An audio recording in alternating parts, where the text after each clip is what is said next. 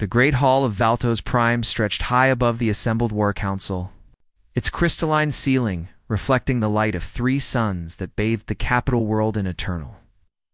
Twilight High Archon Zelthus stood at the center of the circular chamber, his forearms folded behind his back in the traditional posture of supreme authority. Around him sat the 12 war masters of the Valthene Empire, each representing a fleet that had crushed countless worlds beneath the Empire's iron rule for 300 cycles.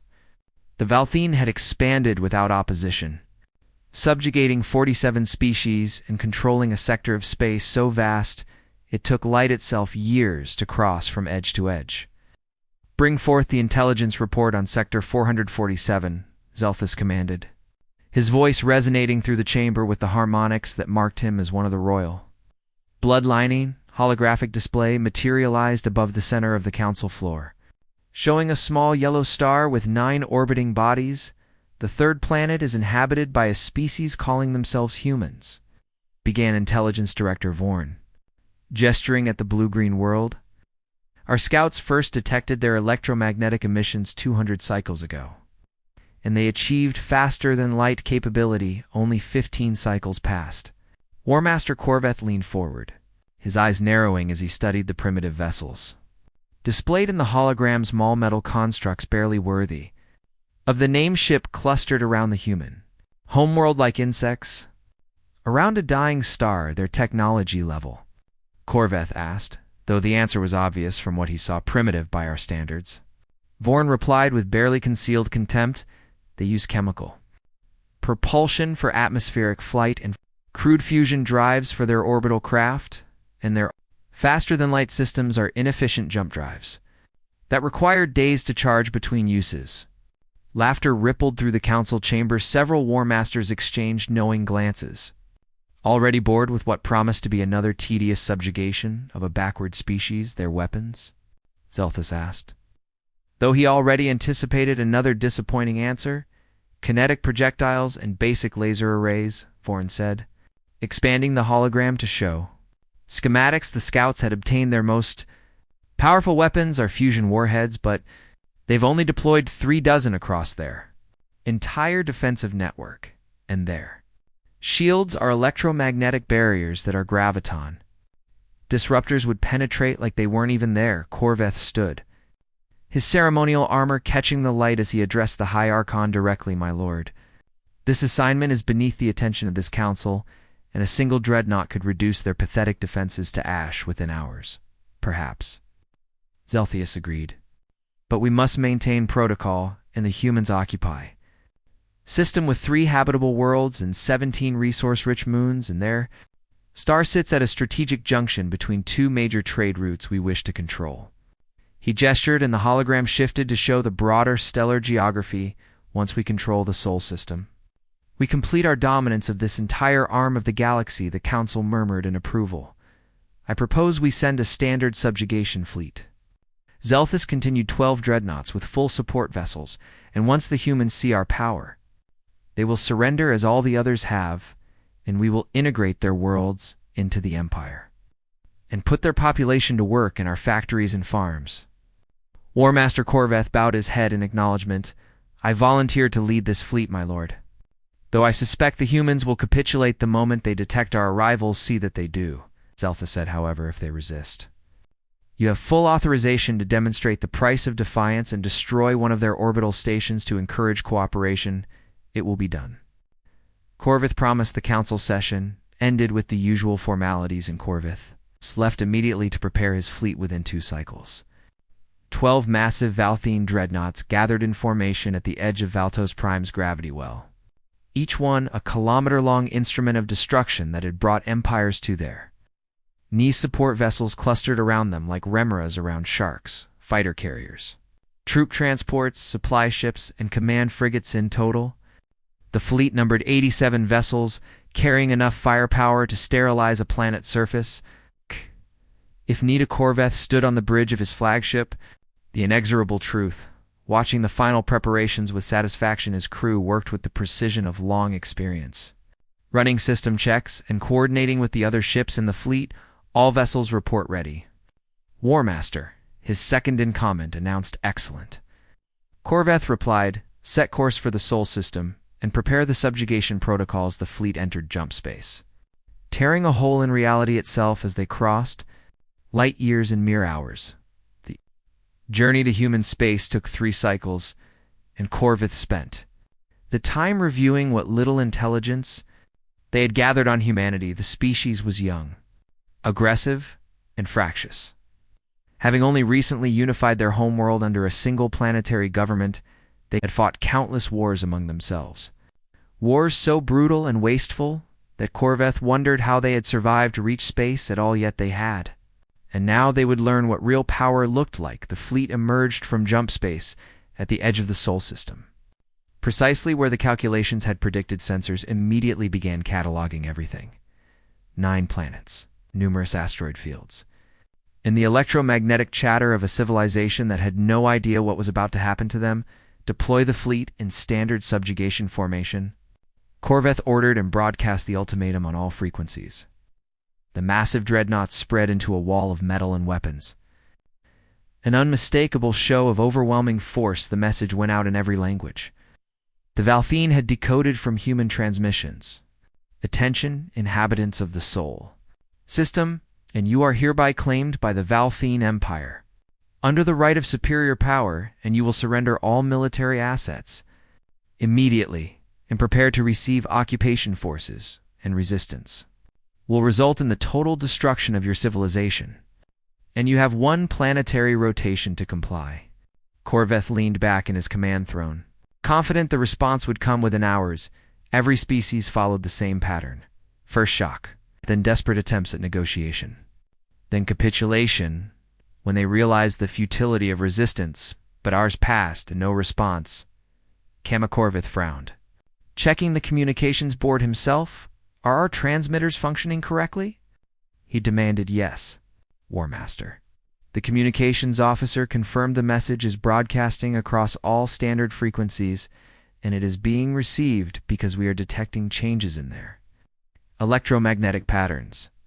Then why haven't they responded? Corveth growled. His second-in-command hesitated before speaking. "Perhaps they are afraid, my lord, and some primitive species simply freeze when confronted with superior power, or perhaps they need a demonstration," Corveth said, his patience wearing thin. "All vessels, let's advance to the 4th planet, and we will show them we are not making empty threats." The fleet began moving deeper into the system, engines burning bright against the darkness of space, and still, the humans remained silent. Corveth watched the tactical display as his fleet moved through the outer Sol system. With growing irritation, 6 hours had passed since the ultimatum, and still no response from the humans. The silence was becoming unnerving. Distance to the 4th planet, he asked. 2 million kilometers. War Master, the navigation officer reported we should reach orbit within 4 hours at current speed. Good, Corveth muttered. Prepare a targeted strike package in one of their larger orbital stations will make a suitable example. The tactical officer worked at his console, selecting targets from the data their long-range sensors were gathering. War Master, I'm detecting approximately 47 orbital installations around the 3rd planet. Most appear to be defensive platforms with basic weapons arrays. Pathetic, Corveth scoffed. Our shields could withstand their entire arsenal without strain.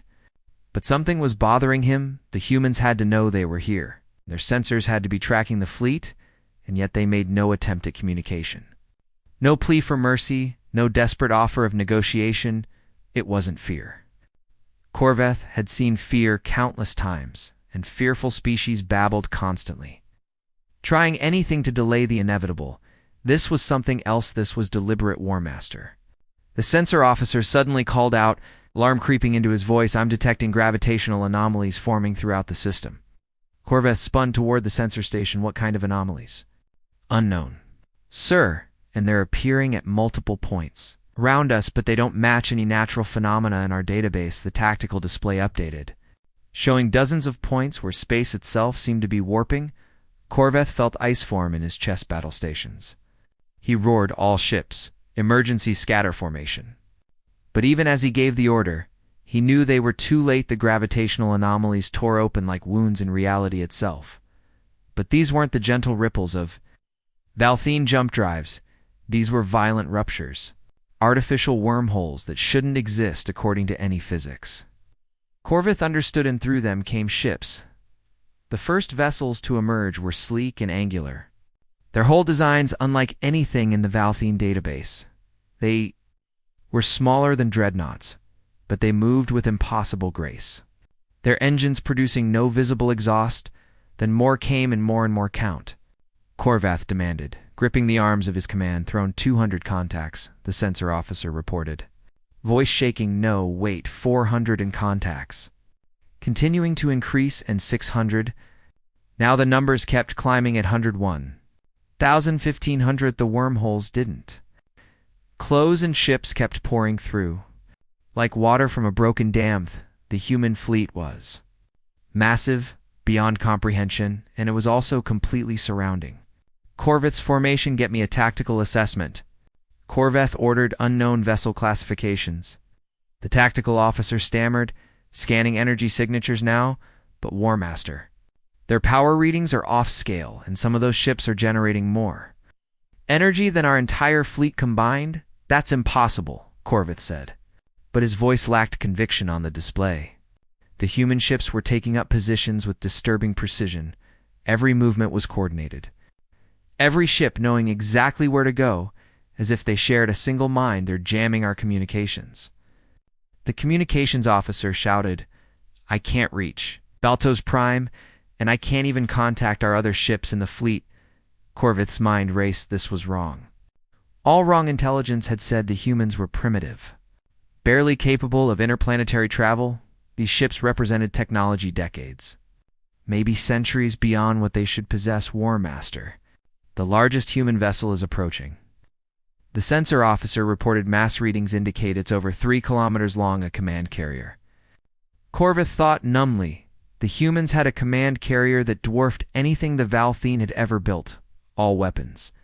Target that carrier, Corveth ordered. Fire at will.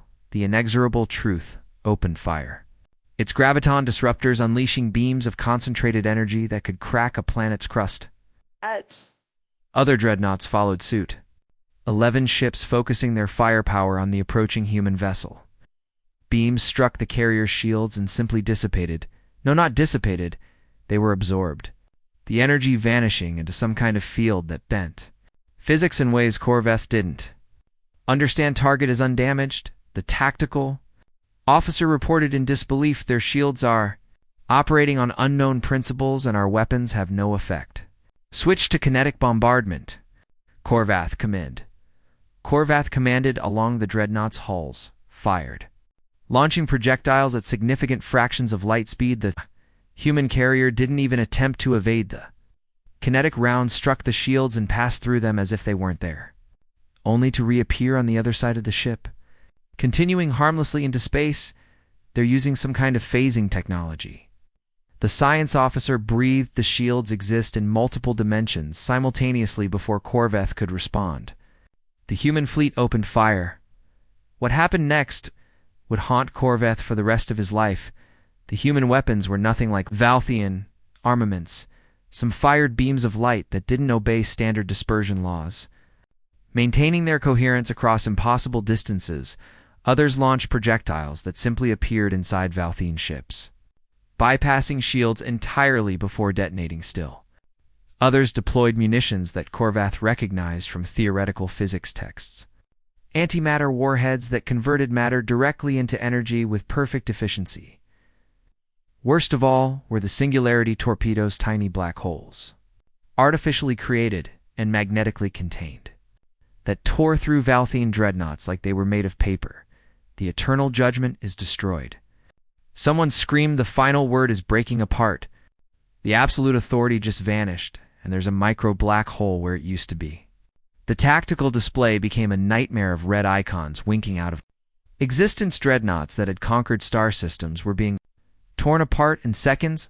Support vessels exploded in brilliant flashes as their reactors went critical. Fighters launched in desperate counterattacks lasted only moments before human point defense systems swatted them from space. Returned fire, Corveth ordered, knowing it was futile.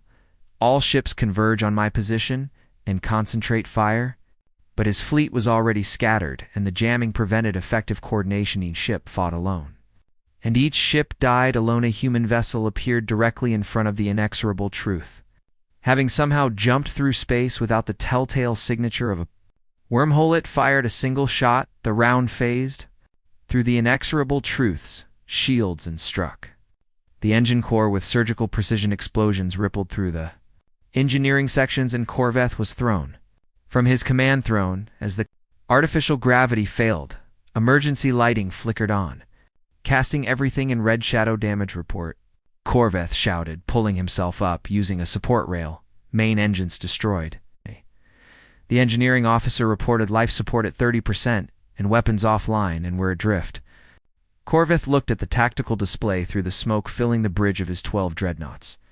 11 were gone. Debris fields marked where they had been and expanding. Clouds of vaporized metal that had once been instruments of the Empire's will. Only the inexorable truth remained, and only because the humans had deliberately crippled it rather than destroyed it. The human fleet held position around the disabled flagship, weapons still trained on it but not firing. Then a transmission came through, and for the first time since entering human space, Corveth heard a human voice. It spoke in perfect Valthine, the translation so flawless it had to be artificial intelligence at work. War Master Corveth, the voice said, calm and measured, your fleet came to our home to make slaves of us, and you believed we were primitive, helpless, unworthy of respect. Corveth said nothing, watching in horror as the massive human carrier moved closer. You were wrong, the voice continued. We've been watching your empire for 50 years, and from the moment we detected your first scout ships in our neighboring systems, we knew you would come eventually, and we prepared. The bridge was silent, except for the hiss of escaping atmosphere being contained by emergency force fields. You will survive this day, War Master, the human voice said. Your ship will be repaired just enough to limp home, and you will carry a message to your war. Hi, Archon. The main view screen activated, showing a human face for the first time. The being was bipedal with 2 eyes, a nose, and a mouth. Startlingly similar to many species, yet distinctly different. Humanity is not for conquering. The human said, we will not be subjects of your empire, and furthermore, your crimes against sapient species across this sector end. Now the human's eyes were hard. Unyielding withdraw from all subjugated worlds within 30 standard cycles. They continue to release every species. You've enslaved and dismantle your occupation forces, or we will come to Valtos Prime, and we will end your empire. Corveth found his voice. You cannot threaten the Valthian Empire, and we will return with a fleet 100 times larger, and we will burn your world to cinders. The human smiled, but there was no warmth in it. You are welcome to try, they said. Humanity keeps its promises, War Master, and both our promises to help those you've oppressed, and our promises to destroy those who would oppress us. The transmission ended. The human fleet began disappearing back into their wormholes, vanishing as quickly as they had appeared. The emergency beacon from the inexorable truth transmitted weakly through the void, a desperate cry for help that would take 3 cycles to reach the nearest Valthian outposts. Corveth sat in his damaged command throne, surrounded by the wounded and the dying, breathing recycled air that tasted of smoke and blood. His bridge crew worked frantically to keep basic systems online while medical teams moved through the corridors, tending to casualties. Engineering officer approached, his uniform torn and stained. War Master, we've managed to stabilize the reactor, but our jump drive is completely destroyed, and we can't repair it with what we have available. How long until rescue? Corveth asked, though he already knew the answer would be days at best. The beacon is transmitting, but at this distance and with our power limitations, it will take time for the message to reach anyone who can help. Corveth nodded wearily. Continue repairs and keep the crew focused. He turned back to the view screen, which showed the debris field where his fleet had died. Pieces of dreadnoughts drifted past, some still glowing from the heat of their destruction. Here a section of hull plating, there a portion of a gun turret. Everywhere, the scattered remains of Valthene military mightin, all his years of service through dozens of conquests. Corvith had never imagined defeat was possible. The Valthene Empire had stood for 300 cycles precisely because its military superiority was absolute, but the humans had shattered that certainty in less than 10 minutes, sir. We're detecting an approaching vessel. The sensor officer called out Corveth's hand, went to his sidearm human. No, sir. Valthene's signature, and it's the scout ship Vigilant Observer Relief flooded through the bridge. The scout ship had been part of their fleet, assigned to hang back and observe apparently. Its captain had been wise enough to stay hidden during the battle. The Vigilant Observer docked with the crippled flagship and its captain. A young officer named Renth arrived on the bridge within minutes, War Master, Renth said. Saluting, despite the chaos around him, my ship is undamaged, and I can begin evacuating your crew. No. Corveth said firmly, I need you to do something more important. Renth's confusion was evident, sir. You need to return to Valtos Prime immediately, and you need to deliver my full report to the High Archon in every moment you delay. The Empire remains ignorant of what we face, but War Master, your crew will survive until the rescue fleet arrives, Corvath interrupted. The Empire's survival is more important than ours, and the High Archon must know what happened here. Renth hesitated, then nodded, understood. Sir, and I'll transmit your report the moment I reach communication range. Corveth spent the next hour recording everything. The human fleet's appearance, their impossible technology, the one-sided massacre, and most importantly, the humans' ultimatum. He included every sensor reading the inexorable truth had captured. Every piece of data that might help the Empire understand what they were facing. The Vigilant Observer departed, its jump drive engaging as it tore a hole back toward Valthene's space. Corveth watched it go, wondering if his report would even be believed 3 cycles later. A rescue fleet arrived to tow the inexorable truth home. The journey back to Valtos Prime took another week, and with every passing hour, Corveth rehearsed what he would say to the War Council. How did you explain the impossible? How did you tell the mightiest empire in the sector that a species they had dismissed as primitive had destroyed an entire subjugation fleet without losing a single ship? When they finally reached Valtos Prime, Corveth was immediately summoned before the High Archani entered the Great Hall on foot. His armor still bearing scorch marks from the battle, the War Council sat in their places, and the atmosphere was cold. High Archon Zelthus stood at the center, his forearms crossed in a gesture of extreme displeasure. War Master Corveth, Zelthus said, his voice echoing through the chamber, your report has been reviewed, and it raises serious questions, my lord. Everything I reported is true, Corveth said. Bowing his head, the humans possess technology far beyond what our intelligence indicated. Impossible, declared Intelligence Director. Vorn, our scouts, observed their civilization for cycles, and their technological development was consistent with a young spacefaring species. Then your scouts were deceived. Corveth replied sharply, or perhaps they only saw what the humans wanted them to see. Murmurs rippled through the council. You're suggesting the humans deliberately misled us? War Master Vennik asked. For what purpose?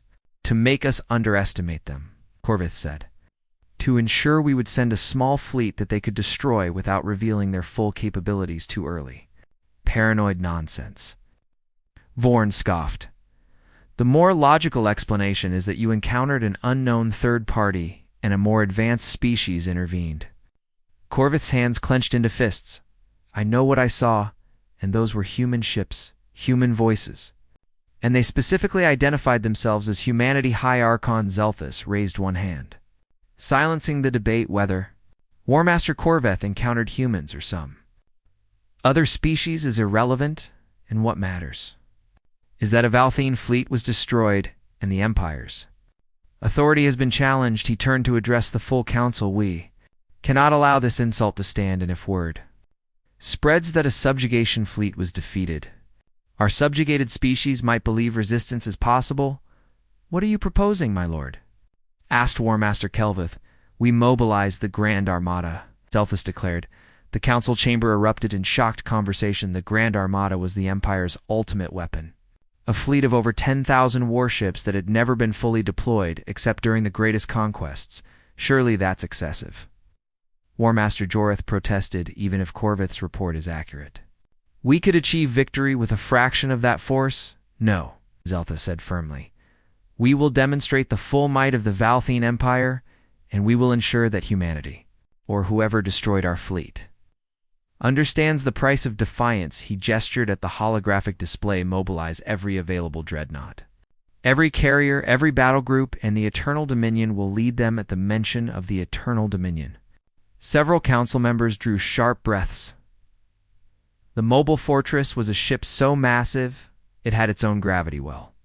A weapon capable of reducing entire continents to molten slag, my lord, Corveth said carefully. If I may speak freely. Zelthus nodded. The humans warned us to withdraw from our subjugated worlds within 30 cycles, and they said if we refused, they would come to Valtos Prime, and I believe they have the capability to make good on that threat. Then let them try. Zelthus replied coldly. When the Grand Armada reduces Earth to a lifeless cinder, every species in this sector will remember why they kneel before the Valthene Empire, despite his words. Corvith noticed something in the High Archon's voice, for Zelthes was afraid, and he was overcompensating with overwhelming force. The council session concluded with orders being dispatched across the Empire. Every fleet was recalled, and every shipyard was tasked with preparing vessels for deployment. The Grand Armada would take 10 cycles to fully assemble, but once gathered, it would be unstoppable, or so they believe it. Corveth returned to his quarters. Exhausted and troubled, he kept replaying the battle in his mind, seeing the human ships appear from nowhere, watching his dreadnoughts die. The humans had fought with cold efficiency, no wasted motion, no unnecessary destruction. They had killed when they needed to and spared him when they wanted to send a message. That kind of calculated warfare spoke to something deeper than just advanced technology. It spoke to experience, to a species that understood conflict on a fundamental level. Corveth accessed the intelligence files on humanity, reading everything the Empire had gathered over the years. Most of it was basic observation.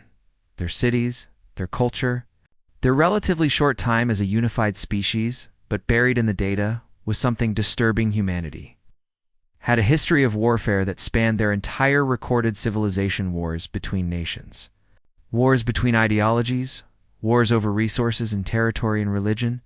They had fought each other with a creativity and brutality that was shocking even by Valthene standards, and every time they fought, they innovated new weapons, new tactics, new strategies born from desperation and necessity. Humanity had spent thousands of years learning how to kill, how to survive, how to win against impossible odds. The Valthene had spent 300 cycles conquering species that had never known real war, but humanity had turned war into an art form. Corvith closed the files and stared at the ceiling of his quarters. The Grand Armada was being assembled to crush Earth, to prove Valthene's superiority, but deep in his chest, in a place he didn't want to acknowledge, Corvith felt certain they were sailing toward annihilation. He had survived the first encounter with humanity. He didn't think the Empire would survive the second. The orbital shipyards above Valtos Prime burned bright with constant activity as the Grand Armada assembled dreadnoughts across the Empire converged on the capital system, their hulls bearing the scars of 100 conquered worlds. Support vessels clustered around them like schools of metallic fish, while supply ships ferried ammunition and fuel in preparation for the coming campaign. High Archon Zelthus stood in the observation dome of the Imperial Command Station, watching his fleet gather 10,000 warships and the largest military force the Valthene Empire had ever assembled. Impressive, is it not? Asked War Master Thenic, joining him at the viewport. It is necessary, Zelthius replied. Though his voice lacked the confidence, his words suggested, my lord, if I may speak candidly, some members of the council believe this response is excessive.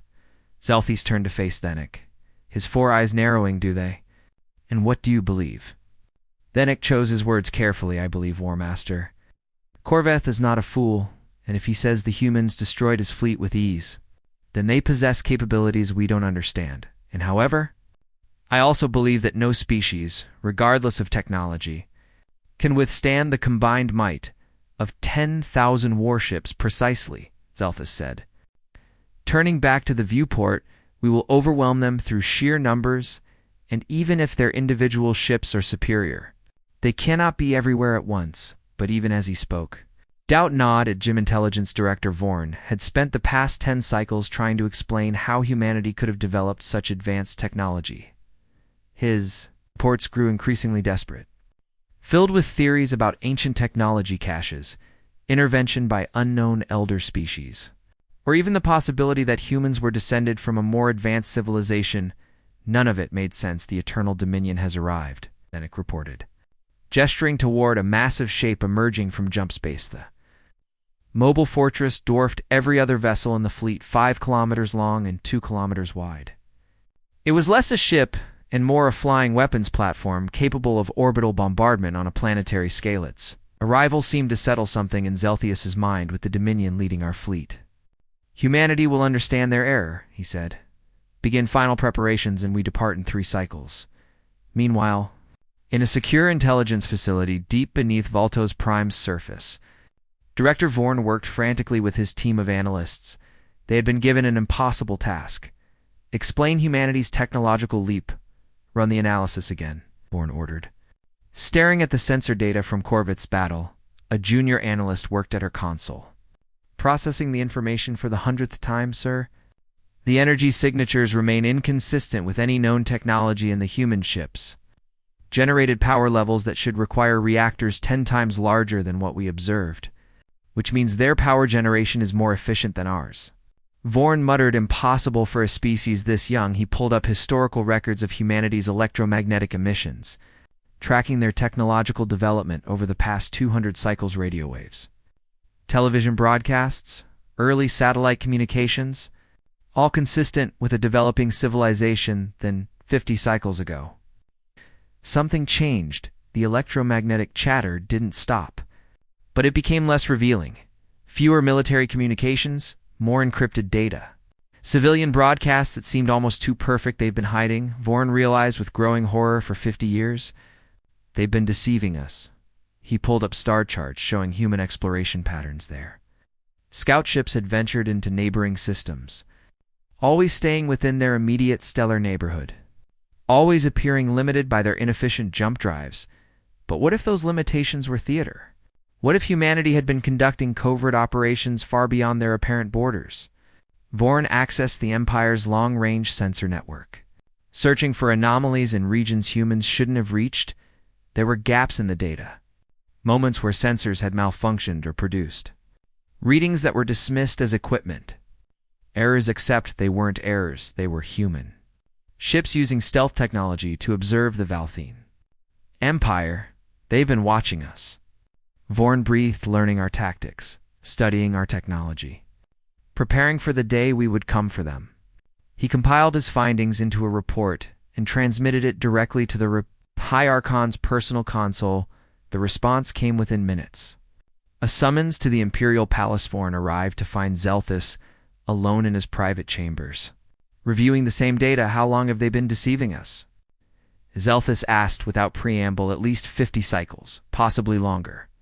Vorn replied, My lord, humanity didn't develop this technology in 2 centuries, and they've been developing it for much longer while hiding their true capabilities. Zelthius's hands trembled slightly, a sign of deep agitation in Valthian physiology. Why? What purpose does such deception serve? Strategic advantage, Vorn explained. If they appeared primitive, we would underestimate them, and we would send a small fleet they could easily defeat. And in defeating that fleet, they send a message to our subjugated species that resistance is possible. Then the ultimatum, the demand that we release our subject worlds, was never about negotiation. Vorn finished it, was about inspiring rebellion, and humanity plans to dismantle our empire, not through conquest, but through liberation of our subjects. Zelthus was quiet for a long moment. The Grand Armada must succeed. He finally said, if it fails, if 10,000 ships cannot defeat humanity, then the Empire will fall anyway, and every species we've subjugated will rise against us, my lord. Perhaps we should consider the humans' terms, Vorn suggested. Carefully withdraw from our conquests. Avoid direct confrontation. No.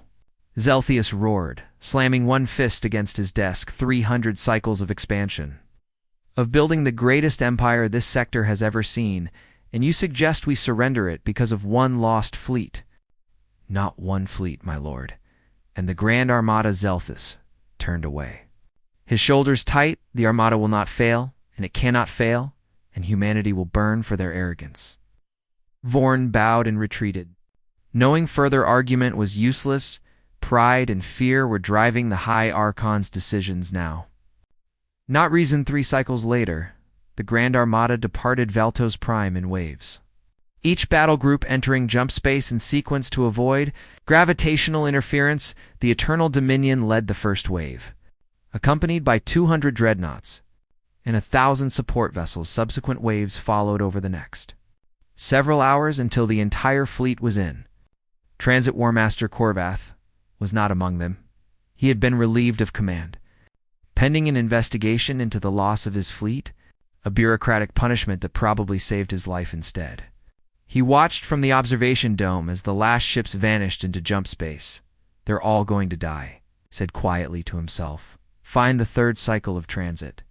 The Grand Armada emerged at the edge of the Sol System Fleet. Admiral Rothek, commanding from the Eternal Dominion, immediately ordered a full sensor sweep catalog all human assets. Commanded, I want target priorities established before we advance. The tactical officer worked at his console. Processing the incoming data, sir. We're detecting the same orbital platforms, Korvath reported. But something's different. Different how? There are more of them now, and hundreds more, and they've built new installations since the last engagement. Rothak frowned. They knew we were coming, and how long to fortify? Unknown, sir. But these platforms are heavily armed and power signatures suggest weapons comparable to our dreadnoughts. Irrelevant. Rothak declared, we have 10,000 ships, and they have orbital platforms and concentrate fire on the third planet and prepare to demonstrate what happens when inferior species challenge the Empire. The Grand Armada began advancing into the system in perfect formation. A wall of metal and weapons that stretched across millions of kilometers. Then the gravitational anomalies appeared. Not again, Rothak whispered. Watching dozens of wormholes tear open throughout the system, the human fleet emerged, and this time they numbered not in thousands, but in tens of thousands. Ship after ship poured through the wormholes, surrounding the Valthian Armada on all sides, and at the center of the human formation. A vessel so massive it made the Eternal Dominion look small, a dreadnought that had to be 15 kilometers long. Bristling with weapons that hummed with barely contained energy count, Rothak demanded, his voice cracking 30,000 human vessels. The sensor officer reported in a dead voice. Fleet composition includes capital ships, carriers, cruisers, destroyers, and craft we cannot classify. In total tonnage exceeds our fleet by a factor of 3. The human super dreadnought opened a communications channel. Valthine. Grand Armada, a human voice said in perfect. Valthine, you were warned and you did not listen, and now you will learn why humanity spent 10,000 years preparing for this moment. Rothak opened his mouth to give the order to fire, but before he could speak, the human fleet attack the Eternal Dominion lasted almost 15 minutes. Rest of the Grand Armada lasted less than 10 ANN when it was over. When the debris stopped expanding and the last fires flickered out in the vacuum of space, not a single Valthine's ship remained intact. The probe ship that had been observing from the system's edge transmitted everything back to Valtos Prime then. It jumped away before the humans could notice Iton Valtos Prime. High Archon Zelthus watched the recording in silence. The Imperial Command Center on Valtos Prime had become a tomb of silence. Officers sat at their consoles staring at empty displays, waiting for communications that would never come. High Archon Zelthus stood at the center of the chamber, 4 arms wrapped around himself in a posture of defeat that no Valthine leader had assumed in 300 cycles. Send another probe. Ordered. His voice hollow, my lord. We've sent 17 already, replied the communications officer. Everyone reports the same thing, and debris and silence. Then send 18, Zelthus snapped. I need confirmation, and I need to know, but he already knew deep in his chest. In the place where certainty had once lived, he knew the Grand Armada was gaunt, 10,000 ships reduced to scattered wreckage floating in the void around. Earth War Master Corvith entered the command center. Summoned from his forced retirement, he said nothing. Simply stood beside Zelthus and watched the tactical displays. "You were right." Zelthus finally said, "I should have listened. It wouldn't have mattered," Corveth replied quietly, pride or caution. The result would be the same, and humanity was always going to win because they prepared while we grew complacent. The latest probe's data began streaming in, and technicians routed it to the main holographic displays. Images showed the Sol system's outer edge and a debris field that stretched for millions of kilometers pieces. Of dreadnoughts tumbled through space, some still glowing from the heat of their destruction, the eternal dominions. Shattered hull floated in 3 massive sections. Its weapons, silenced forever, enhanced Sector 7. Zelthius commanded the image, focused on a region of space that should have been empty instead. It showed something that made every Valthene in the command center draw a sharp breath. A network of platforms surrounded the entire Sol system, thousands of them forming a defensive perimeter that extended well beyond the Helioposiac platform bristled with weapons and generated power signatures indicating they could engage targets across light minutes of distance. And at regular intervals along this perimeter, dormant wormhole anchors waited like sleeping predators. They can bring their fleet anywhere in the sector within hours, the tactical analyst said. Voice shaking, these anchors create a network, and from Sol to Valtos Prime, from Valtos Prime to any of our subjugated worlds, and they've turned their home system into a fortress and a staging ground. Zelthus felt the weight of 3 centuries of empire pressing down on him, everything his ancestors had built, every world they'd conquered, every species they'd subjugated, all of it was ending, my lord. Incoming transmission. The communications officer announced it's broadcasting on every frequency across every system in the Empire. Show me. Though he suspected he already knew what it would contain, the holographic display shifted to show a human standing on what appeared to be the bridge of a massive warship. The human wore a dark uniform with insignia that suggested high rank behind them. Through observation windows, the blue-green sphere of Earth rotated peacefully. "This is Fleet Admiral Chen of the United Terran Navy," the human began, speaking in flawless galactic common that would be understood by every species in the sector. "The Valthene Empire sent 12 ships to enslave my people, and we destroyed 11 and sent 1 home with a warning.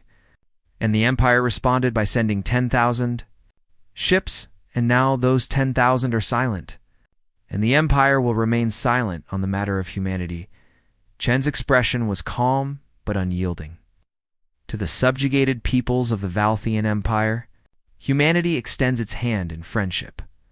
And we know what it means to struggle for freedom, and we will assist a world that wishes to reclaim its sovereignty. And we do not seek to build an empire of our own, because we seek allies, not subjects. The camera angle widened to show other humans working at consoles, busy with tasks beyond the scope of the broadcast. To the Valthene leadership, "Your empire's over, and your grand armada is destroyed, and your military superiority was the only thing holding your conquered worlds in submission, and without it, you are simply another species in a galaxy full of equals." Chen leaned forward slightly, and for the first time, emotion entered their voice. "We give you 7 standard cycles to respond, and you will surrender unconditionally. And you will release every species you have subjugated, and you will allow independent observers to oversee the dismantling of your military, and your leaders will face trial for crimes against sapient beings." The human's eyes seemed to look directly at Zelthus through the transmission. "Resist these terms, and we will demonstrate why humanity spent 10,000 years preparing for the moment we encountered you, and we have weapons you haven't seen yet, and capabilities your analysts cannot imagine, and we have been to war with ourselves for our entire history, learning hard lessons in blood and fire." Chen straightened. "We are humanity, and we keep our promises, and whether those promises are offers of friendship or threats of annihilation, we always keep them, and you have 7 cycles, and choose wisely." The transmission ended, and the silence that followed. Zelthus could hear his own heartbeat pounding in his ears around him. Officers and analysts waited for orders that he didn't know how to give, my lord. Corvette said softly, "We must respond." "Respond how?" Zelthes asked.